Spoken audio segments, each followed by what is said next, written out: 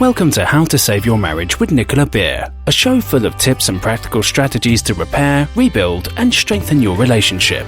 If you are currently stuck wondering if your marriage can be saved, or you know you want to save it but don't know how to go about changing it, this show is for you.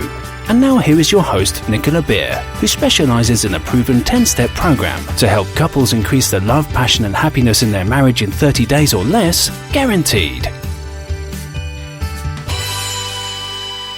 Hi and welcome. Thank you for listening to this episode because it's such an important area, and that's how to deal with your spouse's negativity. I had an email from a lady who said, Nicola, my husband is chronically complaining and forever in a bad mood. He manages to find something wrong with everything and is constantly feeling hard done by and down. I don't know how to help him or live with him at times. I don't want him to ruin the holidays for me and the children again. What can I do? It's extremely challenging to live with a negative person. They may have depression or they may be habitually negative and cannot see how miserable they are making themselves and the toxic effect that they're having on others.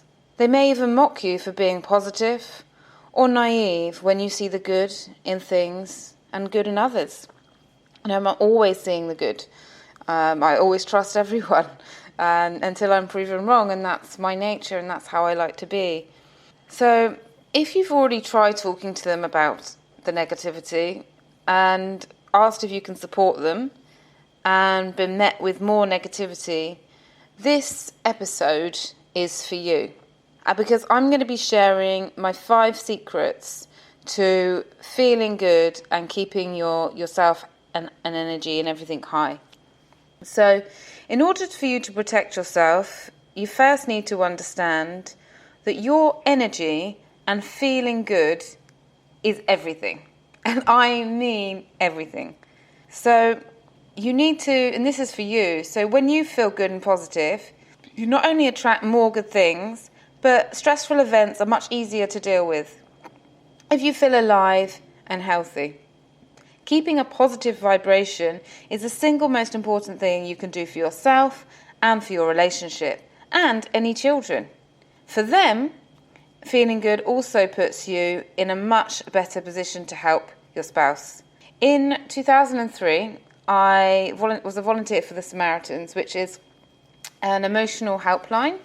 And basically people call when they're feeling emotional distressed, when they're feeling suicidal, when they're having any kind of crisis. And I quickly realised that if I was going to be successful in helping people, I couldn't take on any negative energy.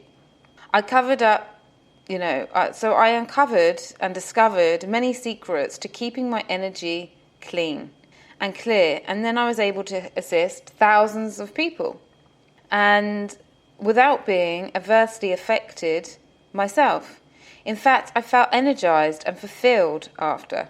The most powerful 5 secrets I'm going to be sharing with you today, they really help me, and I really hope they help you from absorbing negativity.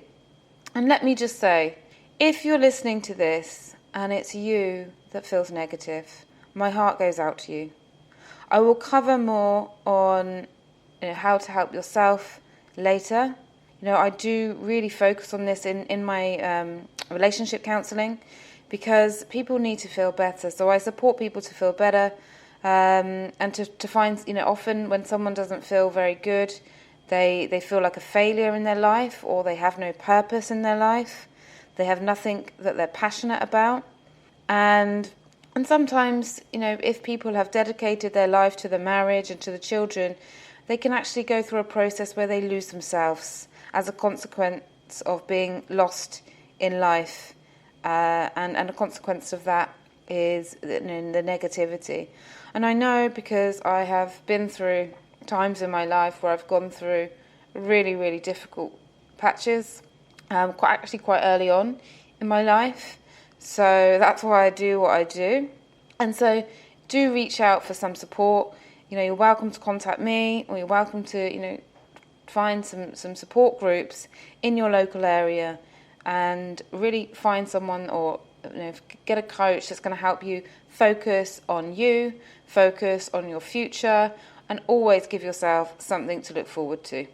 Because this can really turn around a marriage as well, if you're happy and fulfilled. Because the worst thing we can do in a relationship is wait for or think that the other person needs to make you happy. It's not their job to make you happy. It's our job to make ourselves happy, and then the relationship complements that. So, I hope that makes sense. So let's go into the 5 secrets to protecting yourself from your spouse's negativity. Number 1 is don't use negative emotions to connect.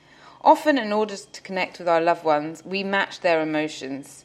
For example, if your partner is annoyed at something, you mirror it to get on to the same wavelength. The problem with this is we compromise our own energy every time we use negative emotions as a tool to connect. We also become less effective in helping them if we're both operating at an emotionally low level. If I was sad, depressed, stressed, and frustrated, it's much more difficult to listen to others and find solutions.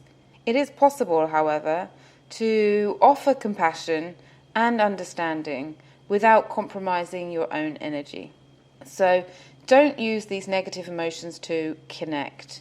Connect on a love for them basis, on a care for them basis, rather than actually get into the negativity that they're in.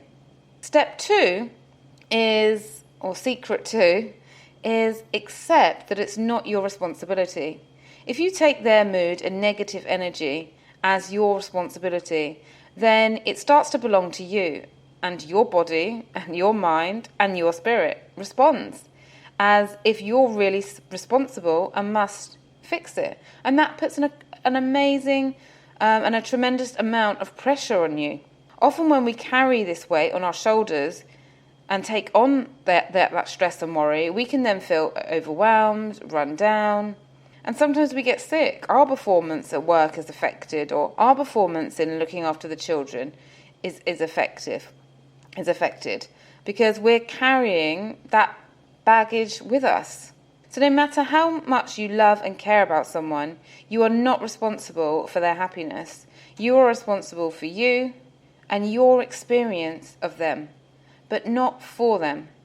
Does this make sense? So don't think by taking on your partner's stuff as your own, you're actually helping them either. The best thing you can do to your spouse is to keep your spirits high and invite them up to meet you. Many I work with in marriage counselling find that when they release responsibility, they can show up in a more responsive way and be more of service to their partner. From a place of positivity, we brainstorm actions that they can take to support their partner into feeling good. So we look at, how can we make them feel good? What can we do? And then I work with the individual that's feeling down. How can you feel good? What can we do? What can you have to look forward to as a couple? What can you have to look forward to in your life?